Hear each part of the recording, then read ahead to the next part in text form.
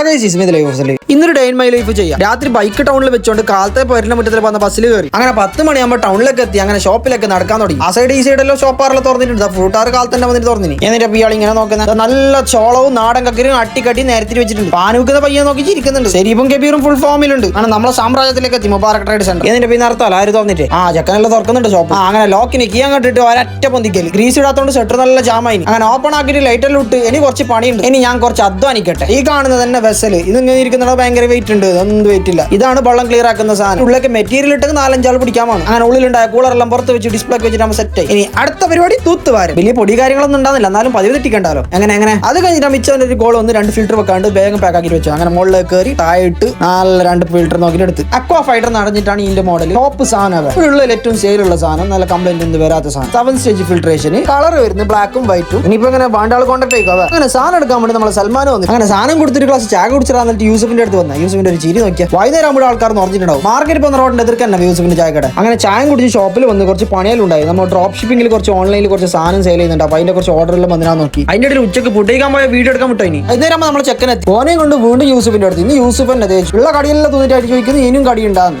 ഏത് രീതി എല്ലാം നോക്കിയിട്ട് ചെച്ചു കൊണ്ട് ചിരിക്കുന്നുണ്ട്. അപ്പൊ നോക്കുമ്പോൾ അപ്പുറം ഉണ്ട് നമ്മൾ ആശിം പച്ച ഗോളി ചട്നി നോക്കി ബാക്കിടുന്നുണ്ട്. ഇന്നലെ ദുബൈ അതിന്റെ ഷോ കാണിക്കുന്നുള്ളത്. അങ്ങനെ പരിപാടിയെല്ലാം കഴിഞ്ഞ് അങ്ങനെ 7 ആകുമ്പോൾ ഷോപ്പും ക്ലോസ് ചെയ്ത് പോകുന്ന പോക്കിന് എന്നാരിക്കൊന്ന് കയറി. നല്ല ഓഫർ ഉണ്ടല്ലോ. അങ്ങനെ കയറി അങ്ങനെ ലിഫ്റ്റിൽ കയറി 2ാമത്തെ തട്ടിൽ കയറിയപ്പോൾ താഴ്ത്തി ഓണായി.